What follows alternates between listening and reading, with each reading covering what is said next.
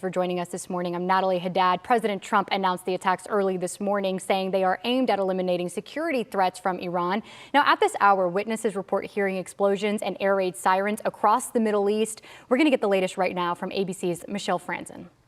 The strikes by Israel and the U.S. hitting targets in Tehran during the morning. Video showing large plumes of smoke billowing against the blue skies, with Iranians seemingly caught off guard. President Trump at his Mar-a-Lago estate in Florida making the announcement to Americans and the world. A short time ago, the United States military began major combat operations in Iran. Earlier, Israeli officials called the strikes preemptive and issued a state of emergency, telling Israelis to be on alert due to drone and missile attacks that were sure to follow by Iran. ABC's Ian Pannell in Tel Aviv when alerts went out on Israel's app warning people to take shelter. As you can hear, the air raid sirens have now started here in Tel Aviv. We've heard that the Iranians have launched, we presume, missiles at Israel after the attack on Iran earlier today. The U.S. has spent the last few weeks building up military resources in the Middle East, sending ships, including strike carriers, destroyers, along with fighter jets positioned throughout the region. President Trump, in his address, called Iran the top sponsor of terror and called for regime change after nearly 5 decades, saying Iran will not be allowed to develop nuclear weapons. The president also issuing a sober warning that there could be American casualties.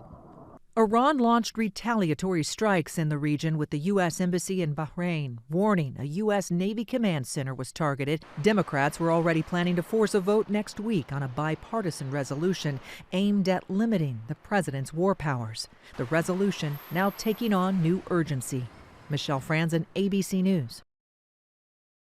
The Pentagon is calling the Operation Fury. This morning, we know the Defense Secretary and the chairman of the Joint Chiefs of Staff are at Mar-a-Lago monitoring the strikes along with President Trump.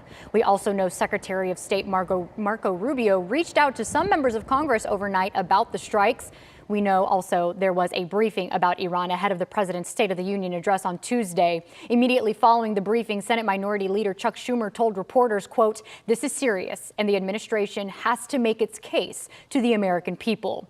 Meantime, Senator John Cornyn released this statement saying, quote, for far too long, Iran and its tentacles of terror have destabilized the Middle East and waged war on the West and our values. He goes on to say there is finally an opening for these dark days to come to an end. So, what does this mean for the United States in the short and long term? Well, joining us now to help unpack all that is what is happening in the Middle East is SMU political science professor Matt Wilson. Professor, thank you for joining us this morning on Daybreak. Thanks for having me. Yeah, first of all, does anything about this military action against Iran personally surprise you? We did see something similar just last year. Well, we did, and President Trump has been telegraphing for a while that this could be in the cards. He signaled that in his State of the Union address. He's been sending that message to the Iranian government for some time that if they did not completely capitulate on the nuclear issue, that this could be in the offing. The one thing that does surprise me about it is that it appears that de facto Israel and Saudi Arabia are acting jointly here. That is, Israel obviously has acted with the United States, and Saudi Arabia seems to have announced today that they would join in the military operation as well. The Saudis would not characterize it as joint action with Israel, but that's de facto what it is, and that's a remarkable development given the history of the Middle East. Sure, and we are seeing reports of retaliation strikes from Iran in Israel, Jordan, Qatar. Transparently, I have family in parts of Israel who say they are in bomb shelters right now. No one is working. In fact, they're even tuning into American media to get updates on what is going on. So my question for you is, how strong is Iran's military, and how long do you think we could see retaliation strikes from this military?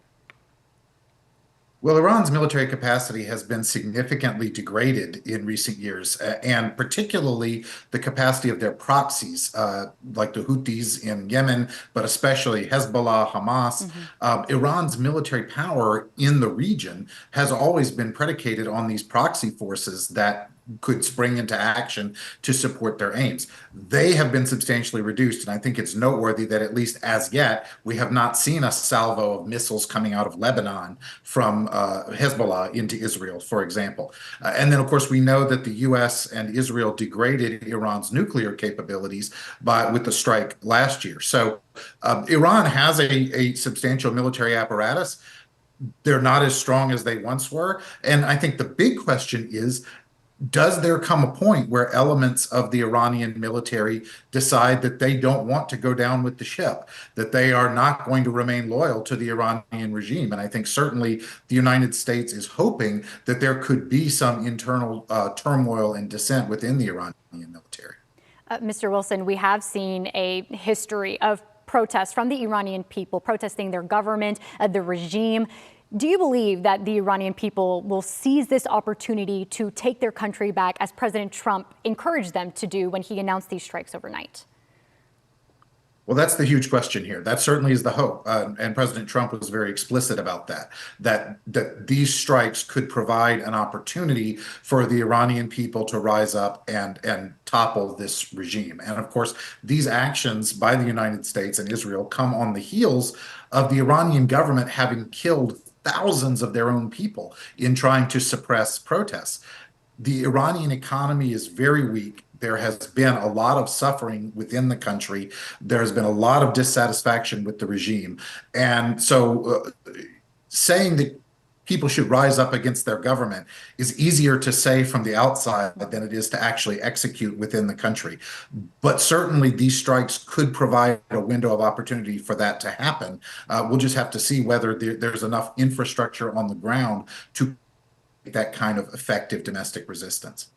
And may I ask very briefly, Professor, what kind of infrastructure do they have on the ground to even think about rising up against their own government, the Iranian people?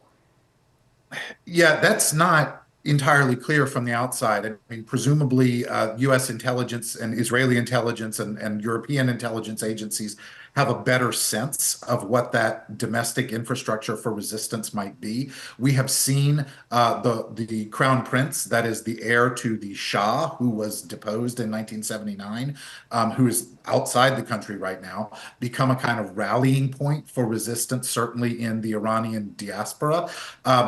Question would be, is he positioned to play some role in encouraging internal elements in Iran to rise up against the regime? So I think that is very murky right now. And in fact, President Trump said people should stand down for now and let this operation run its course.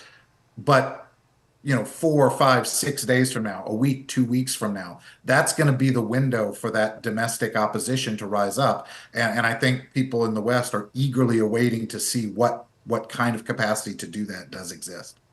Professor Matt Wilson with SMU, always coming through for WFAA. We appreciate your insight and analysis. Thank you for joining us this daybreak. Well, thanks for having me.